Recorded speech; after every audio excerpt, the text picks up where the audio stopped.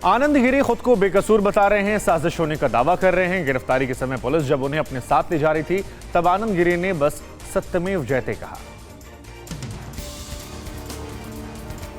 शक का शिकंजा महंत नरेंद्र गिरी के शिष्य आनंद गिरी पर गहरा गया है। सुसाइड नोट में नाम आने के बाद सहारनपुर से आई एसओजी की टीम ने उन्हें गिरफ्तार किया। मीडिया के भारी जमावड़े और पुलिस की मौजूदगी में टीवी 9 भारतवर्ष के कैमरे पर इतना कहा कि सत्यमेव जयते। आनंद गिरी जी क्या कहेंगे? सत्यमेव जयते। आप पे आरोप लगाए जा रहे हैं। सत्यमेव जयते। क्या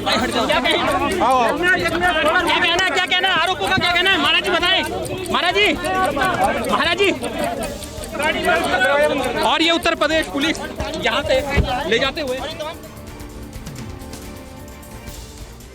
और हमारे साथ इस वक्त दो सहयोगी जुड़े हुए हैं। प्रयागराज से जितेंद्र शर्मा हमारे साथ हैं और हरिद्वार से श्रीनिवास हैं। जितेंद्र के पास सबसे पहले चलेंगे। जितेंद्र, ये बताया जा रहा है कि अंतिम दर्शन के लिए महंत जी का शव रखा जाएगा, उस बारे में क्या जानकारी और जो जांच अभी तक की गई है उसमें क्या प्रोग्रेस नजर आ रही है?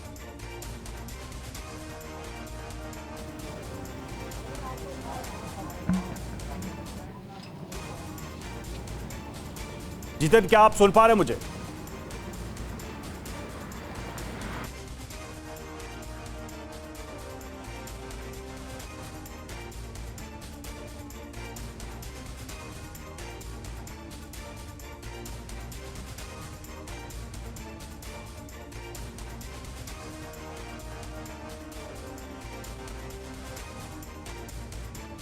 तो एक बार फिर आपको बता दें कि महंत की मिस्ट्री से अब हर कोई हैरान है, क्योंकि तमाम टीवी चैनल से लेकर तमाम लोग ऐसे थे जो एक दिन पहले यहां पर मौजूद थे। सबने कहा कि वो स्वस्थ थे, पूरी तरह सुरक्षित थे।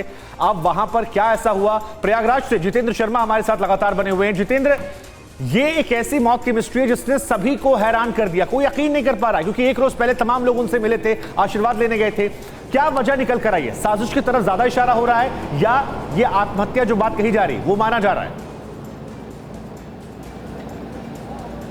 जी बिल्कुल, देखिए यूपी पुलिस हर एंगल पर मामले की तफ्तीश शुरू कर रही है। यूपी पुलिस का कहना है कि हर एंगल पर कोई भी एंगल छोड़ा नहीं जाएगा।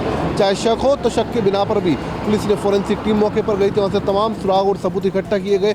इसके अलावा जो लोग महंत नरेंद्र गिरी से आखिरी वक्त मिले थे या कुछ घंटों पहले मिले थे, उन सभी से पूछताछ की जाएगी, उन सभी से सवाल जवाब किए जाएंगे, जानने की कोशिश की जाएगी कि क्या महंत नरेंद्र गिरी ने उनको कुछ बताया तो नहीं, और जिस वक्त उनकी मुलाकात हुई क्या उस वक्त उनका व्यवहार किस तरीके का था।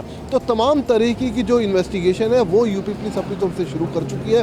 इसके अलावा महंत गिरी का पोस्टमार्टम रिपोर्ट जब आएगी तब आप बताएंगे। जितेंद्र, साजिश की बात कही, दो बड़ी बातें। एक, उन्होंने कहा कि मुझे मानसिक प्रताड़ना दी जा रही थी, तो किस प्रकार की मानसिक प्रताड़ना? और कई सारे पुजारियों को यह खबर आ रही है कि शायद उन्हें भी हिरासत में लिया गया है बड़े हनुमान मंदिर से वहां पर इलाहाबाद में। तो कौन कौन ये लोग हैं, जरा बता सकते हैं इस बारे में आप? जी बिल्कुल, देखिए कई जितने भी बड़े मंदिरों के जो महंत हैं उनको हिरासत में लिया गया। अलग अलग मंदिरों के महंत हैं जिनसे उनका पुराना विवाद चलता आ रहा था, उन्हें शक की बिना पर अभी फिलहाल हिरासत में लेकर उन सभी लोगों से पूछताछ की जा रही है। इसके अलावा 5 पन्नों का सुसाइड नोट है। शुभांकर, अभी बहुत जल्दी होगा कुछ भी बोलना इस पूरे केस में कि आखिरकार वजह क्या हो सकती है। वजह अभी यूपी पुलिस खुद तलाश रही है और इसी वजह को तलाशने के लिए तमाम जितने भी महंत हैं सभी से पूछताछ की जा रही है। चाहे वो आनंद गिरी हो, उनसे भी पूछताछ की जा रही है, उनको भी हिरासत में लिया हुआ। उनको कुछ देर बाद अब उत्तर प्रदेश के लिए लेकर आया जाएगा। श्रीनिवास भी हमारे साथ जुड़े हुए हैं, लौटेंगे आपके पास, लिखा हुआ है लौटेंगे। श्रीनिवास हमारे साथ हरिद्वार से जुड़े हैं। श्रीनिवास, जो महंत आनंद है उनको लेकर इतने सारे सवाल अब उठे हैं, जो कि हिरासत में लिया गया है, क्या पुलिस ने पूछताछ की? सिर्फ सुसाइड नोट के आधार पे हिरासत में लिया गया या कुछ और भी चीजें हैं जिसके आधार पर जो उनसे बातचीत की गई उसके आधार पर यह कार्रवाई की गई? देखिए रवि, अभी आधिकारिक रूप से अगर बात की जाए तो आनंद गिरी से वैसी कोई पूछताछ नहीं हुई है। यहाँ श्यामपुर के उनके आश्रम से पहले उनको उत्तरांचल की पुलिस ने उनको डिटेन किया। उसके बाद सहारनपुर से उत्तर प्रदेश पुलिस की एक एसओजी आई थी, स्पेशल ऑपरेशन ग्रुप। वो रात के तकरीबन 11 बजे लेकर यहाँ श्यामपुर हरिद्वार से आनंद गिरी को प्रयागराज के लिए निकली। यहाँ से पुलिस उसको लेकर देवबंद जाती है। देवबंद के एसडीएम ऑफिस में 2 गाड़ियाँ इंतज़ार करती होती हैं, फॉर्चूनर और एंडेवर।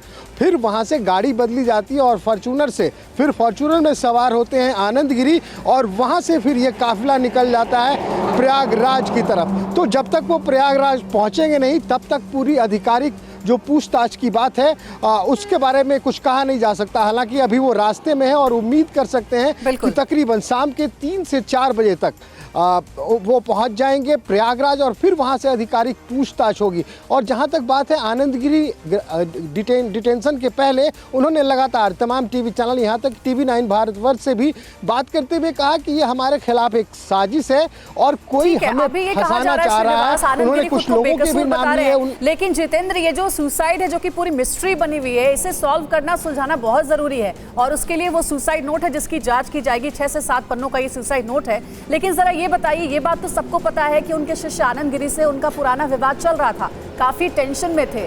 विवाद की वजह जो है वो अभी तक क्या सामने आई है? कुछ लोगों से बातचीत आपकी हो पाई? उन्होंने क्या बताया कि महंत जी इतने परेशान थे कि वो ऐसा कदम उठा लेंगे? क्या किसी ने सोचा था? जी बिल्कुल, देखिए 5-6 महीने पहले इस जो झगड़ा चल रहा था उनका बताया जाता है कि वो खत्म हो चुका था। 5-6 महीने पहले बाकायदा जो आनंद गिरी उन्होंने अपने गुरु नरेंद्र गिरी से माफ़ी भी मांगी थी इसको लेकर। जो झगड़ा था वो विवाद दरअसल इस बात को लेकर था कि जो उनके आनंद गिरी के ऊपर आरोप था कि वो अपने परिवार की तरफ ज़्यादा उनका रुझान हो चुका है और जो मठ का पैसा है वो अपने खुद के खर्चों के ऊपर लुटा रहे हैं और अपने परिवार वालों के को भी उस मठ के पैसे में उस मठ का जो पैसा है वो पहुँचा रहे हैं। तो इन तमाम आरोपों के चलते उनको आनंद गिरी का जो प्रवेश था वो मठ में की बात कर रहे हैं या जो आरोप कह रहे हैं, ये आरोप जो आप बता रहे हैं या इन आरोपों के बारे में पहले से ही जानकारी थी। ऐसे में ये सवाल उठता है कि जब ये पब्लिक डोमेन में ये सारे मैटर्स हैं तो क्या इसके आधार पर इस तरह का कोई अपराध किया जा सकता है? हालांकि इस पर अभी जांच जारी है। जैसा कि श्रीनिवास बता रहे थे कि आनंद गिरी को प्रयागराज ले जाया जाएगा और उसके बाद डिटेल में पूछताछ होगी। शुक्रिया आप दोनों का हमसे जुड़ने के लिए और इस जानकारी के लिए।